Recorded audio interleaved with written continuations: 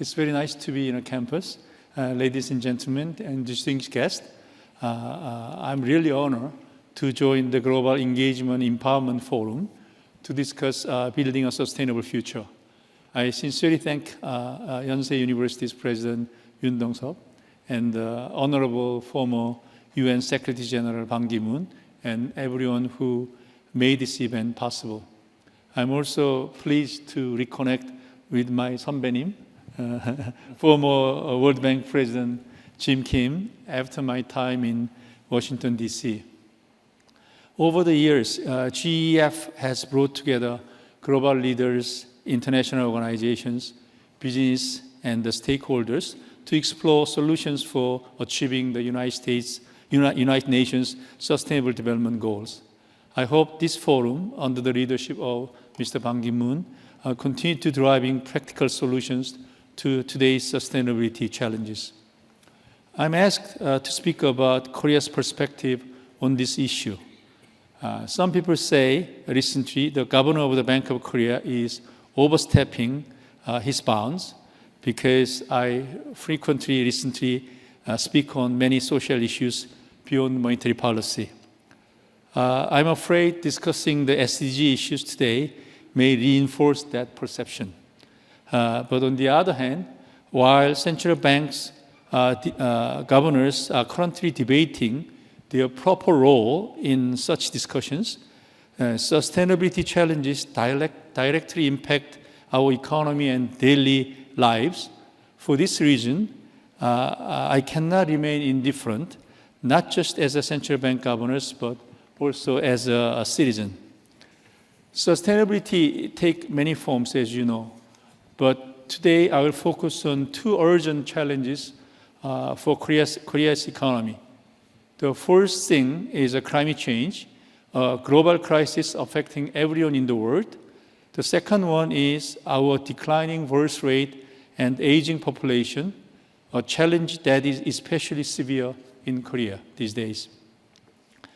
There is a global and domestic consensus that human activities drive global warming and reducing carbon emission is essential. However, Korea faces significant resistance, to speak frankly, to accelerating carbon reduction due to our heavily export-oriented economy dominated by high-carbon manufacturing industries. Strengthening emission reduction policies and environmental regulation raise concern that export companies may lose competitiveness.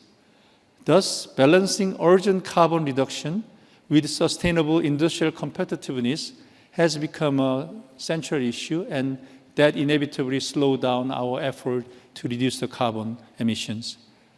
However, I think climate change should not be viewed solely from the perspective of export industries. It is a crisis directly affecting our daily lives and quality of life. We are already experiencing more extreme heat waves, frequent flooding, and the gradual disappearance of familiar fruits and vegetables.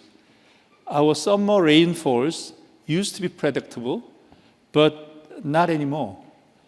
If Los Angeles can experience massive wildfire, what is stopping Koreans from experiencing similar disasters? Climate change is not a distant, but it's occurring now, and its impacts are unavoidable. Air quality is a clear example. Last week, I visited Cape Town, South Africa, for a BIS meeting. While it was winter in Korea, it was summer there, with warm weather, refreshing sea breeze, and remarkably clean air. Within days, I realized this is truly clean air. And upon returning to Incheon Airport, however, I immediately felt a headache, not just from the flood of emails about economic and political concerns, once I connected Wi-Fi, but also from the noticeably poorer air quality. Korea's air quality has improved recently, but after experiencing cleaner air in Washington, D.C., I can clearly sense the difference. As someone sensitive to lung health after experiencing long COVID, this difference is especially noticeable. Although conditions has improved, fine dust remains a serious issue. Statistically also, the cost of deteriorating air quality is undeniable. Over the past 15 years, diagnosis of atopic dermatitis and allergic rhinitis has doubled, and cases of heat exhaustion have quadrupled, now totaling 4,000 a year. Climate change directly threatens our health, making the challenges of protecting public health increasingly severe as temperature rises and pollution worsens.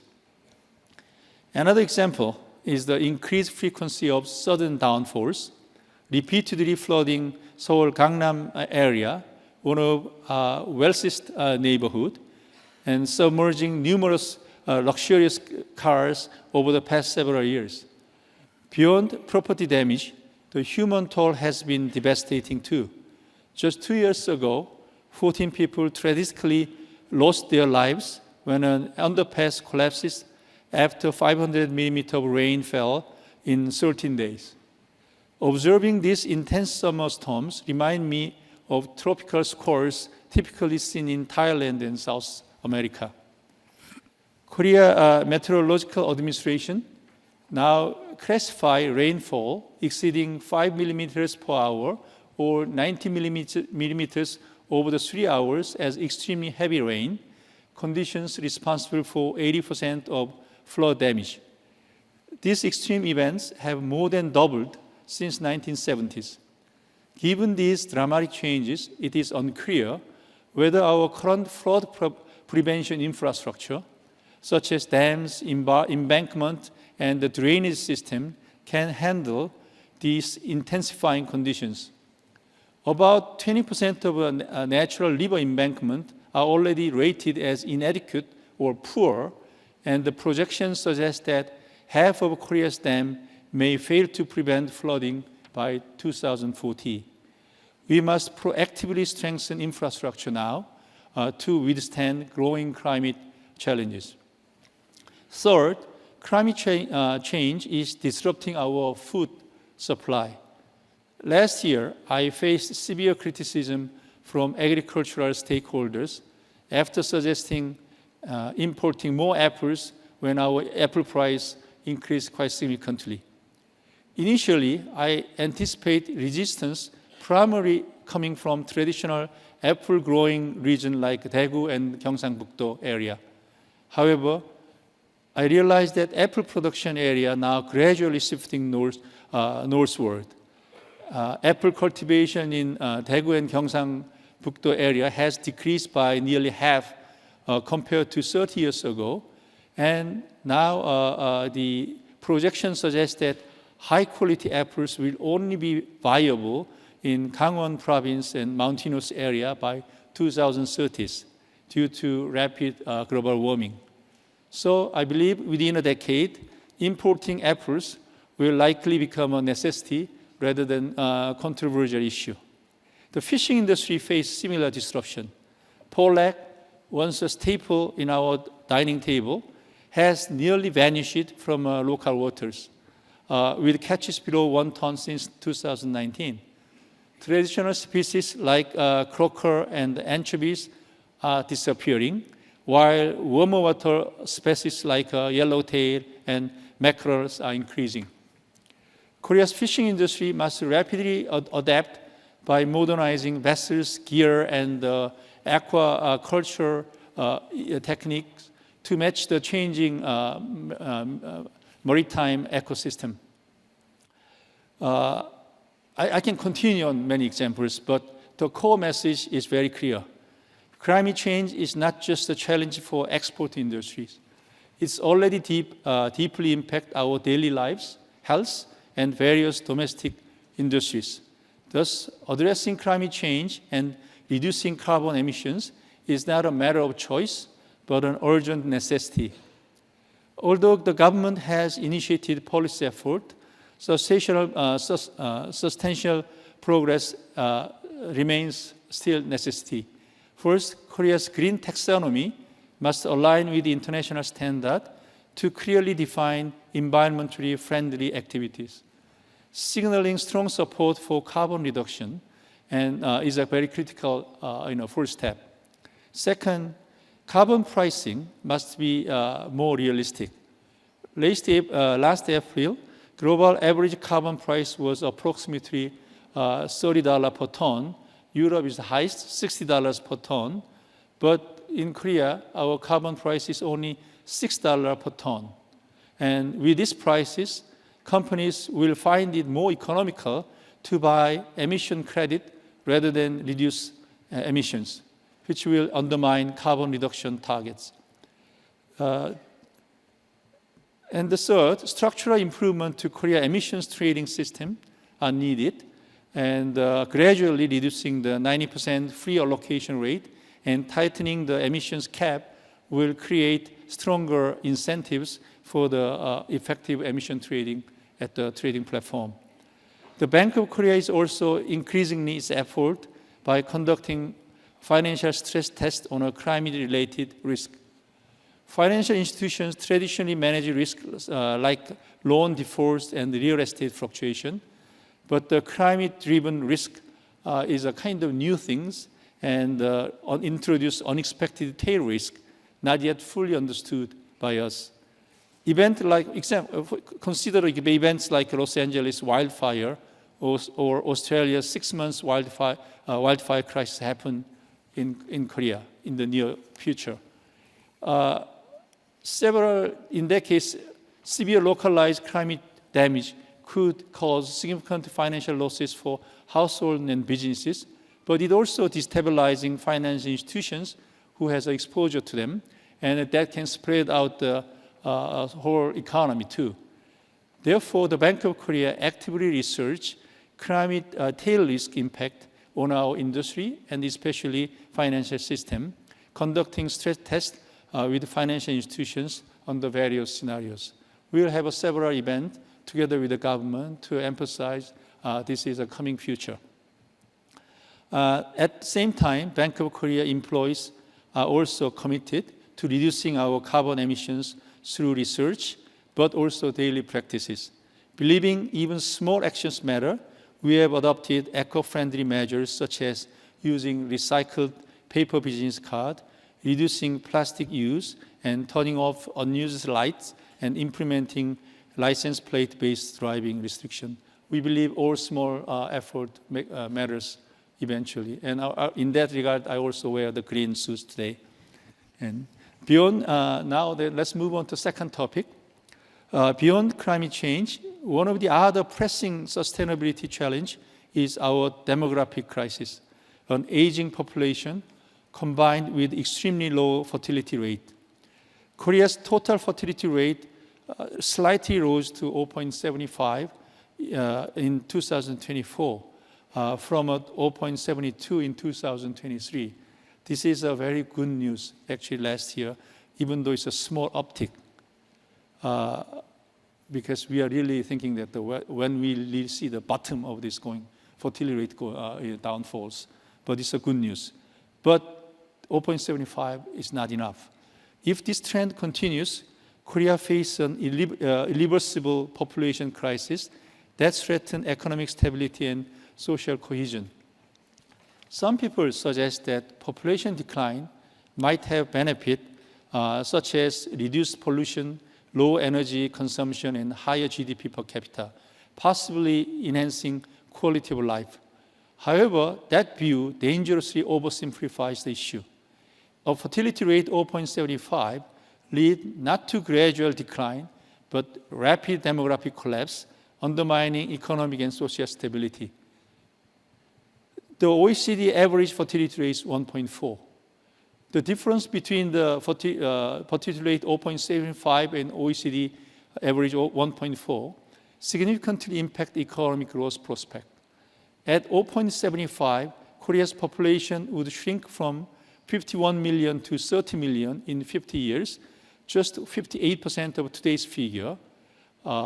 In contrast, the rate of 1.4, the population decline is less severe, reaching 43 million, 83% of total level, still in the 50 years later. From a purely demographic standpoint, The difference in GDP growth rate between these two numbers would amount to 0.4 percentage point growth annually, but the true cost beyond this simple calculation, a declining youth population, crucial for innovation, entrepreneurship, and the economic dynamism, would severely undermine Korea's long-term growth potential. According to the recent Bank of Korea study, Korea's potential growth rate, currently around 2%, may approach near 0% by the late 2040. If fertility rate remains at 0.75, Korea will inevitably face prolonged negative economic growth after 2050. Beyond GDP, persistently low fertility will create substantial fiscal strain, increasing the burden of young generation. As the elderly population surge, spending on pension, health care, elderly care will rise significantly. And according to our National Assembly Budget Office calculation, our national debt to GDP ratio, currently 46%, is projected to reach 180% within 50 years. And the burden on young Koreans will become particularly overwhelming.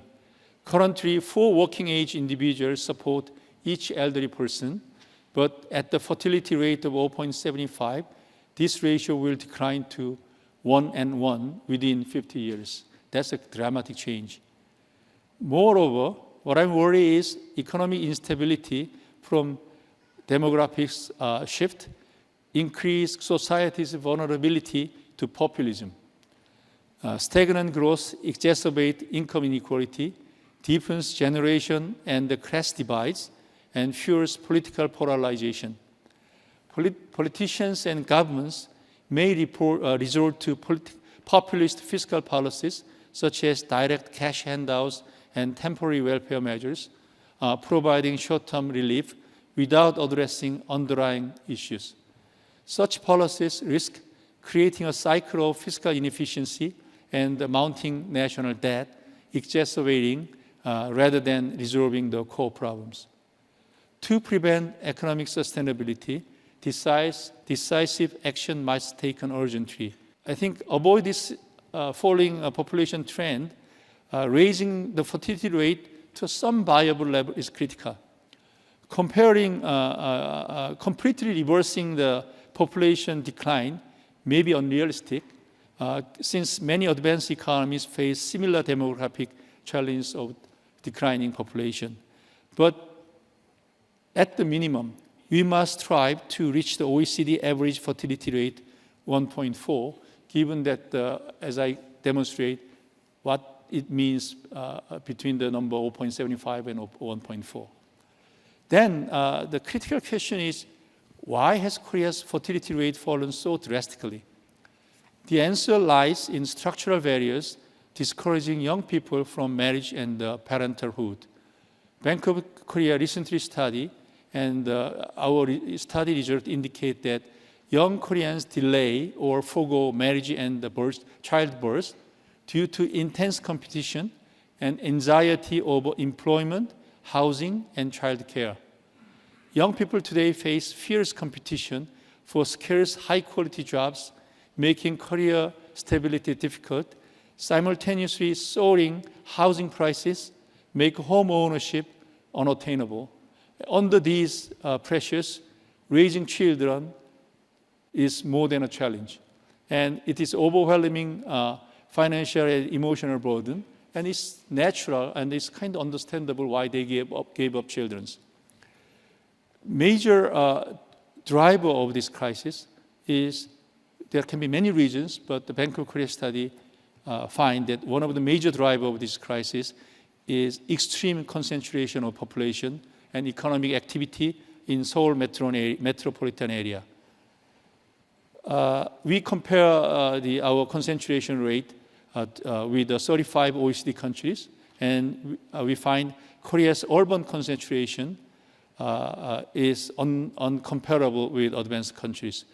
For example, over 50% of Korea's GDP, population, and jobs are concentrated in the Seoul area, much higher than 5% in the US and Germany, 10 and 20% in UK and Italy, and 30% in Japan. While Korea's rapid economic development, so-called Miracle on Han River, transformed the country into an economic powerhouse, and also it centralized infrastructure, talents, and opportunities in Seoul. It was a good outcome while we are developing.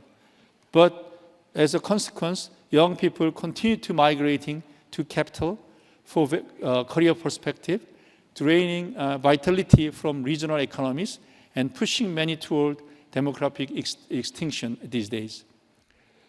Korea's highly competitive university entrance exam system also contribute to this trend. Admissions to the prestigious university, Yonsei is one of them, is considered essential not only for stable employment, but also for social status and marriage prospect. This fuels intense competition for limited spots at elite universities, overwhelmingly located in Seoul. Private education has become critical, prompting families to relocate to Seoul, a affluent area like Gangnam, known for high-quality private educational infrastructure. Many parents, unable to afford home ownership, then they instead rely on costly rental housing to secure educational advantages when their children are in school ages. This strategy appears justified. When you look at the statistical result, students from Seoul account for 32% of admissions to Seoul National Universities, despite they represent only 16% of school-age population. So Seoul area has 16% of high school graduate, but they account for 32% admissions in Seoul National University. I believe Yonsei University has a very similar trend. And most strikingly, students from the Gangnam-gu alone constitute 12% of SNU admissions, 3 times to their 4% share of school-age residents.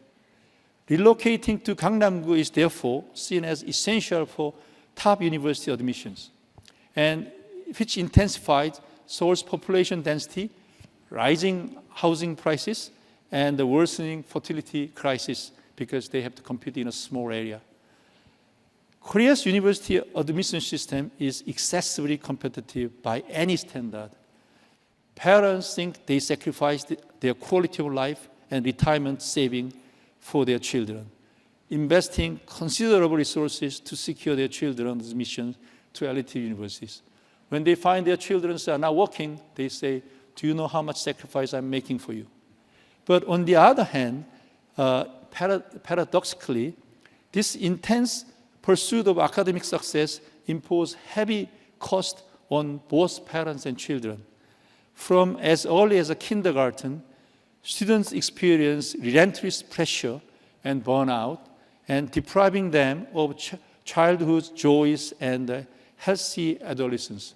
I now see many youngsters who have to consult with a medical doctor for their psychic problems because they have never played. They just study from age 6 until 19 for the college competition. This is the current situation. Korea's critically low fertility rate, extreme population concentration in Seoul area and metropolitan area, and overheated university competition seems like a separate issues, but they are deeply interconnected. Left unresolved, these challenges, drastic population decline, persistently negative economic growth, escalating social tension, and diminishing opportunity for youth will push Korea toward unsustainable tipping point. Addressing this structural issue simultaneously is challenging, yet the urgency demands bold action, and Bank of Korea recently proposed 2 bold suggestions. One is foster limited number of regional hub cities, and the second one is a regional proportional admission system. Given, I think I'm spending too much time, but let me just explain intuitively what we are saying. On the last 20 years, when we see the population really concentrating in Seoul area, government did a lot of many policies for the kind of proportional or the equal distribution across the whole Korean peninsula. But the intention was good. But they invest a lot of money on infrastructure and other things, but too many small cities. It's simply because of political reason. Many politicians say, our region first. Okay, let's develop the suburban area, but why don't you develop our first? So each politician competes for the money. And also government, because of political pressure, has to equally distribute the money across the whole area. So intention was good, but since each investment on each region, city was so small, so it cannot build up the critical mass for the basic infrastructure such as education, hospitals, and anything. So basically, result is they build a lot of, many public company move out of Seoul to the areas, but distribute the whole different cities. But instead of moving the population to those cities, still many people still live in Seoul, commute by train to their area, coming back. And we see a lot of waste. So our study shows that by considering our land size and the population size, Bank of Korea study found that we can afford only 2 to 6, maximum 6, probably that may be also large, 2 to 6 mega cities, which we can make to compete with Seoul area. By spending all our government expenditures, developing infrastructure only into the small number of the cities, that way we can make them compete, to make them that they can compete with the Seoul area. So that's one of the proposals that we do. And the second proposal that we made for the Korea's college admission system, we propose regional proportional admission system, where universities voluntarily allocate admissions based on each region's proportion of high school seniors. Despite multiple revisions to university entrance system, like the previous policy example, excessive competition in university admissions remain unresolved. BOK's new proposal seeks to enhance universities' autonomy in admission while strongly requiring balanced regional representation, proportional to the number of high school graduates. That can be a crucial step to address extreme competition. Adopting this system offers several benefits. First, it reduces the disproportionate influence of socio-economic factors such as parental wealth and private education, thus significantly enhancing social mobility. Second, dispersing admissions competition from Seoul area would ease demographic pressure, stabilizing Seoul housing prices, and improve fertility rate, therefore. Third, I believe attracting students from diverse regions promote mutual understanding among students, social cohesion, and reduce regional disparities. This proposal does not require government intervention or legal changes, relying instead of the willingness and initiative of leading university like Yonsei University. In Korea, there remains a strong belief that selecting students based solely on academic score is the fairest, leading resistance to BOK's proposal. Some universities argue that they already implement regional proportional admissions for about 15% of their freshmen. However, such a limited quota can stigmatize these students and have insufficient impact on demographic or housing pressures in Seoul. Therefore, to be effective, regional proportional admission must be applied to most incoming students' admissions. In many advanced nations, regional diversity in admission is widely accepted and encouraged. I believe Dr. Jim Kim, joining us today, and the former president of Dartmouth College, understand this issue very well, and I hope he could highlight how Korea's test score-based admissions is an exception globally, and how this kind of reform that we are suggesting could realistically occur through proactive leadership at the major universities. In my view, allowing universities great flexibility in evaluating applicants on the minimum requirement of regional proportionality would better acknowledge and fairly recognize diverse talent. Human talent is far too diverse to be measured by the academic test alone. Yet, our current system prioritizes very narrow skills: memorization, quick mathematical calculation, and rapid text summarization under time pressure. These skills, overly rewarded, by standardized exam.